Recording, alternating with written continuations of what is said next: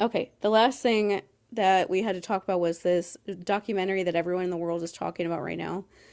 Um, Yes. Unknown Caller. This was a story that I heard about. It's a couple years old, but I like watching or listening to true crime things that aren't ones involving like murder.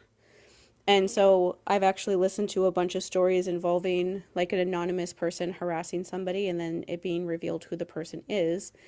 And so I didn't watch the documentary and she didn't either. But I already knew this story and it's Yeah. overall about a girl who's 13. She starts dating, her first boyfriend as, little kids like that do. And her boyfriend get harassing messages like the kind of like overwhelming like if you go viral for a bad reason on TikTok and you get like overwhelmingly negative comments nonstop, Hmm. it's basically like that. And like saying Yeah. like the worst kind of things you can imagine to them, like acting like she is with her boyfriend and her boyfriend's cheating on her. And it went on for the longest time. For over a year, they kept sending it to them. They ended up breaking up because of just like arguments and stress that would happen under that sort of stress. Their kids, like you have to Yeah. think after getting all these messages that maybe the person is lying to you about them not cheating on you and things like that when you're like a little kid anyway. You're only in middle school at that point.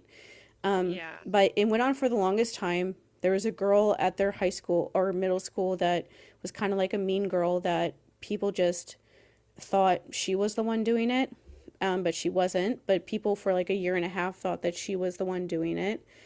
And Hmm. it even continued when the boyfriend and her broke up and he started dating another girl. The other girl and the boyfriend were still getting all of these harassing messages still. And eventually the police and the FBI figured out that the messages were coming from her mother, Yes. that her mom was the one sending all of these messages to her. And her mom ended up going to prison, which is like shocking that she actually Yeah. had to actually Serve like spend time. time for anything like this. Because it usually doesn't happen that way. But she did, go to prison. And when she was in prison, the daughter was able to get finally like some distance from her. She started living with her dad. But either way, people are talking a lot about this documentary because they were shocked that the mom was the one doing it. And they were surprised by some of the reactions that the daughter had. And it's things that directly are our life experience. Even if we didn't Yeah. experience this exact thing, it fits with things that we have experienced. And so I just feel the need to like, I almost like want to almost like debunk like if I can, like certain things that people are like saying a lot because a lot of it is just it's almost like seeing how people think about these things that don't have any experience with it and like don't know Hmm. a lot of the stuff that we just know. Like I see videos from people that are abuse victims almost nonstop all day every day because that's who I like to talk to. Yeah. But if you don't hear about this stuff a lot, there's just so many misunderstandings. And it's not even like they're like purposely being wrong or they're right or wrong answers. Just they just don't understand. And so one thing I have to like try to talk about without saying it too much is the people use the word pedophile a lot and Hmm. in general when they shouldn't. It doesn't really mean anything anymore. And most of the time the way that people what people think it means doesn't actually mean what it thinks it means, so I don't even know why people say it at this point. Honestly, it's Yeah. confusing. But people have said that word around about the mom because she was texting the boyfriend and her daughter like sexually explicit sort of things about the boyfriend. She said she was acting like weird around him, like wanting him to like her more and things like that. And so the way that people interpret that stuff is like, oh, she has to be that. And she should be like charged with like, I do agree that she should have been charged with like sexual assault and like sexual harassment at least. Because the amount that it happened kind of does constitute sexual assault. I do think Yeah. they could have, but I also think that the likely in this situation, the police charged her with things that they knew she would be guilty of that could put her away long enough. But I think that's why they didn't. and the daughter already was living with a different parent that isn't like this, and so they didn't have to do like CPS is probably involved with figuring that out to make sure the dad was like a safe person for her to live with and things like that. But it didn't Mhm. have to be like this traumatic thing because she had somebody that was a much more stable person that she could go to. Instead of it being like where she had to be like placed somewhere and things like that, like usually happens in environments in that way if both of if like the parents are still together. Mhm. But it's not as easy as saying that she's wanting that, because just to like start off, like people who are that or how people imagine that means, they're not like attracted to children. I feel like I should like stamp this on my forehead or just Yeah, have you end like up a saying flyer this so many and just times. like hold it up every time I talk to somebody. But they don't have sexual feelings towards children. They want to control everything. And so Mhm. that's what they want. They do that because with children, because children are the easiest ones to get you to agree to do whatever you want and to believe what you say and to not question anything because they don't know any better because they're too young. And Yeah. so if they could do that with other people, they would, but they do it with children because those are the people that they can be most successful with. And so most of the time they aren't attracted actually to the actual child in that sort of way. They're attracted to just being able to have total domination or control over somebody and be able to get Mhm. away with it. And they honestly like the idea, I think, of getting away with it when they know that they shouldn't be Yeah. doing it, that kind of a thing. And so her sending those messages to her daughter, to the boyfriend, to like the boyfriend's new girlfriend and stuff. It wasn't about like her actually being attracted to like her daughter's first boyfriend. It was about losing control of her daughter. Yes. That is what it was about. She didn't like the idea of, in the same way that my dad used to move in with us every couple years when I was a teenager, because to like, I think to keep tabs on me, to like make me stop telling anybody when I started like, getting away from him and actually resembling happy feelings sometimes and like having friends and stuff. He would have to Mhm. move in with us suddenly again when I was like 14 and when I was 16, when I was graduating high school. He moved in with us when in the months before, in the summertime before I went off to school, and stayed with us for a bit after that when my sister was around still. But that was him like trying to have seen me have control over my own life and being able to get away from him because my parents weren't married anymore, so he had no reason to be around. And this girl was living with her mom, and she said in like a lot of the articles and stuff that she didn't have a relationship with her dad really until all of this happened, and then she started being able to see him more and actually get to know him and realize that he's a really good person and stuff, and go to him more with problems in the way that she used to go to her mom. And so her Mhm. mom wanted to have total control over her. If she started having like a boyfriend that she had a completely different relationship with, everything wasn't Yeah. about the mom anymore. She wouldn't go to her mom for help. She would be talking to her boyfriend instead. And so that she just did whatever she could to try to get rid of him and to try to get rid of anybody by destroying her reputation in the small town that they lived in, where nobody would want anything to do with her. Not because Mhm. she like had feelings for her daughter's boyfriend, but because it was the only way for her to still maintain that complete control over her so that she wouldn't like so her daughter wouldn't have her own life. Um Mhm. and so the other thing with this that I've seen a lot of people say is they keep saying like, oh, she's obviously sick, she's unwell, she's mentally ill, she needs help, she needs to go to like a mental health facility.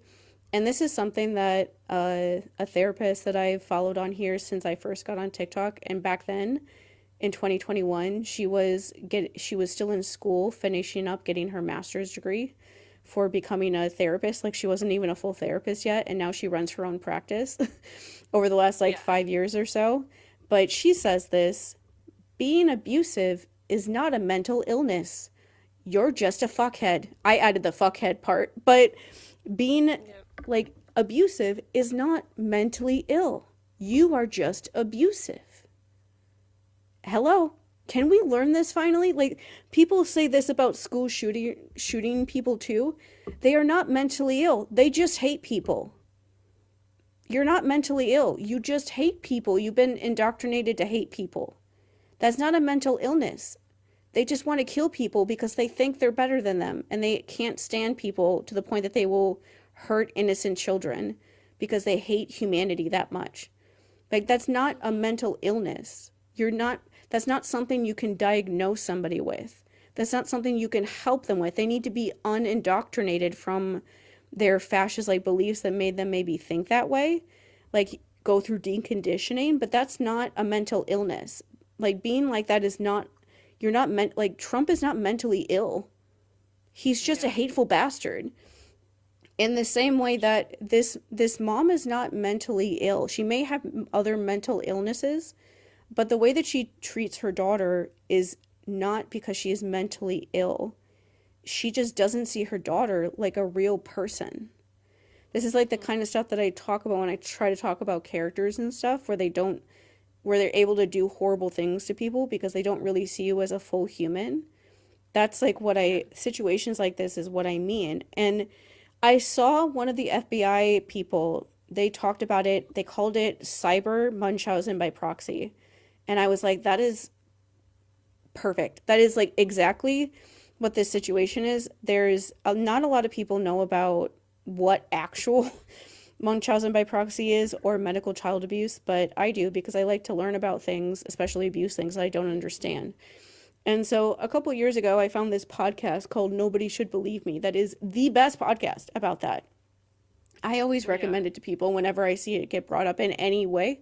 Like, I was gonna message the person who's the host of it and tell her to, because I'm on their Patreon, to tell her Okay. to like listen to this story because it is a like the exact situation that that kind of abuse is.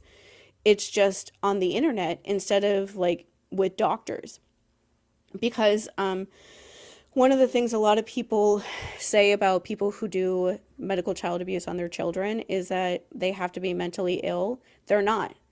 They know that what they're doing is wrong because they lie all the time about everything to hide it from everybody. They know what they're Yeah. doing is wrong. They don't care. They don't see their children. They see their children as a way to get their needs met. And so that's how they use them. And so if they get more attention and love from people and poisoning their children slowly over time gets them that, then they're going to do it. That's not mental illness. They know that what they're doing is wrong. They just do it. And one of the things that was similar with the situation with this mom is that people who do Munchausen or medical child abuse, they don't just lie about the fact that they're saying that their child is sick when they're not really sick. They lie about everything. So like Yeah. the host of the show that I listen to, she does this because her sister did this. And her sister got, usually people get away with everything. That's why I was shocked that this mom actually went to jail because I have heard the most Yeah. horrendous medical child abuse cases you can possibly ever imagine, and nobody gets in trouble with anything. Like, I just listened to one on their episode this past season where the child died, and I knew going into it, like, nothing's ever going to happen, and nothing has happened, even though the child died. And there's a lot of evidence to show that they weren't actually sick with anything. Their mom just, his mom just would turn off his feeding tube and was like Oh my starving this gosh. 9-year-old child to death. And so it's Yeah. like, I know that most of the time they don't get in trouble with these things, but the host of the show, she talked about how before any of that happened, her sister would do that kind of stuff on herself, like say that she needed glasses. And then she would go to the doctor, and the doctor would say, like, she's changing her answers every time, so she has to be lying because she's obviously like guessing about what she should be saying because every time, Yeah. like, when you actually can't see, you have the same, you can't see the same letters every time when it's just how you see, that kind of stuff.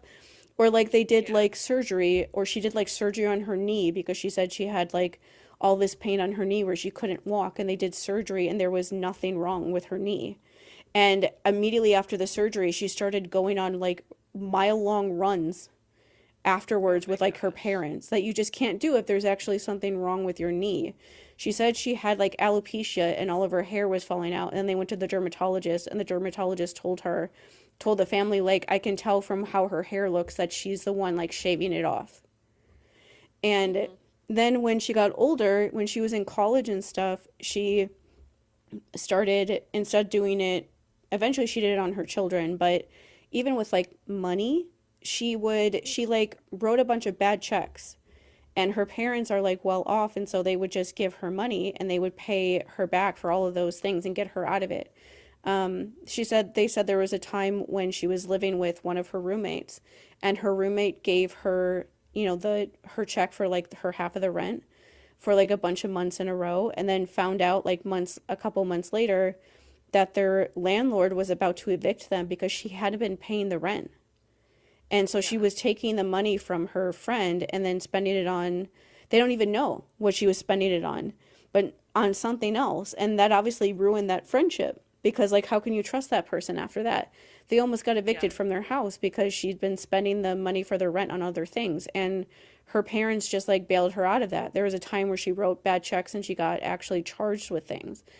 And her parents would like bail her out of it. It's just, even when the cases were going on with her kids that ended up getting dropped for one reason or another, in a way that will make you really frustrating if you ever look into that stuff. Her husband found out that she was cheating on him a lot, that she was lying about money, that she was spending all of this money, all of their money on all these other things that he didn't know about.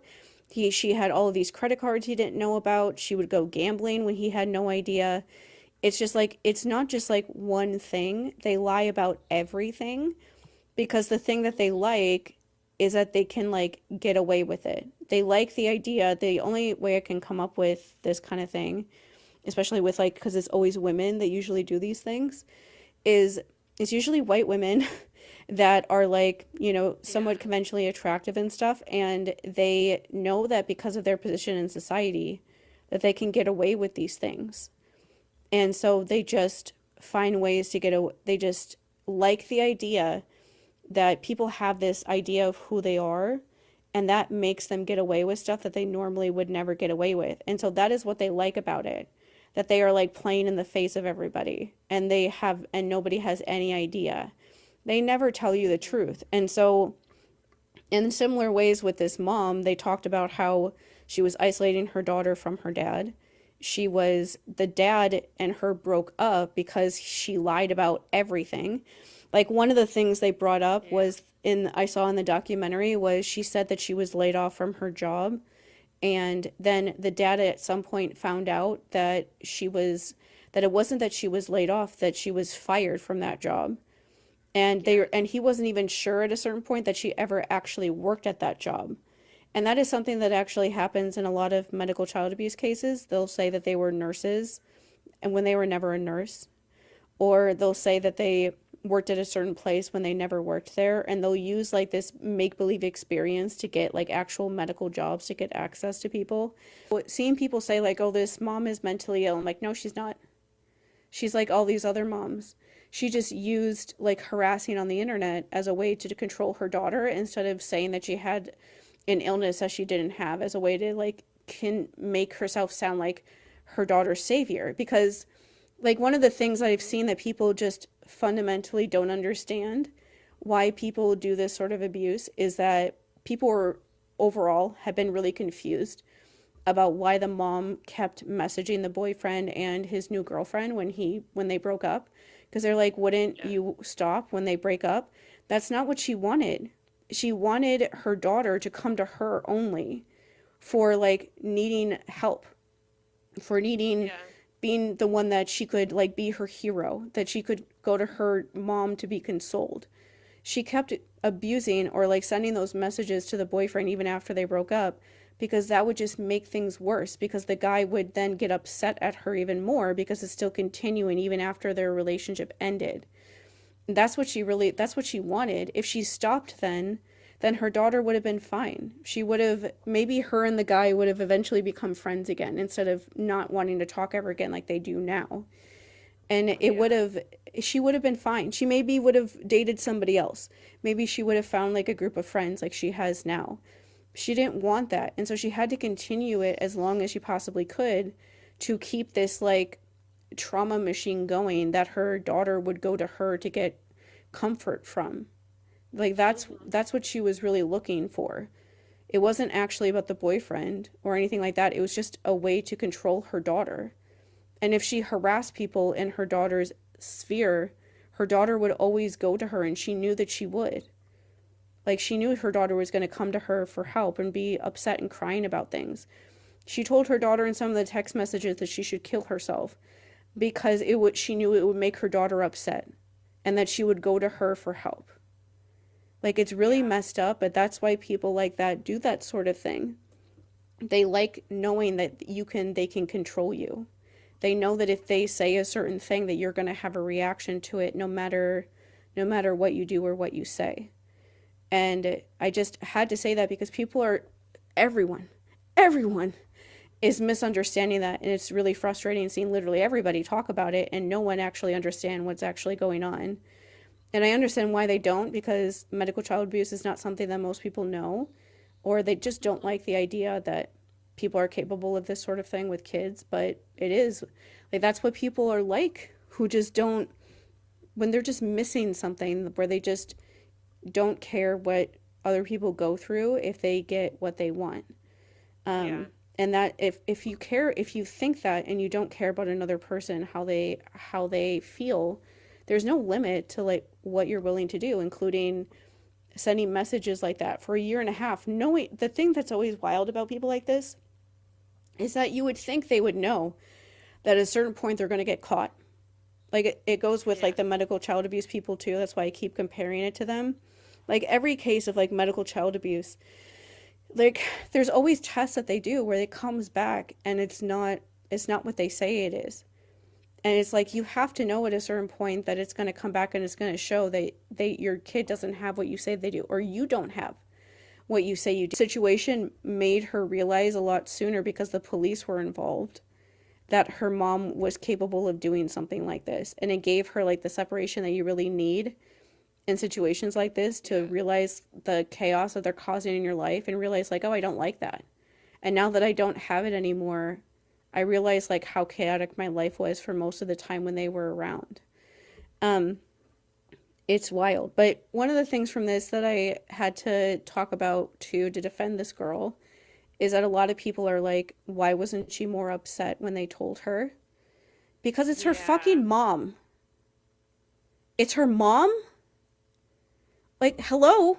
Yeah, Do I didn't people look at the footage, but apparently they were holding hands or hugging or something when Yeah, the the police, text basically was. the police, that would be really hard.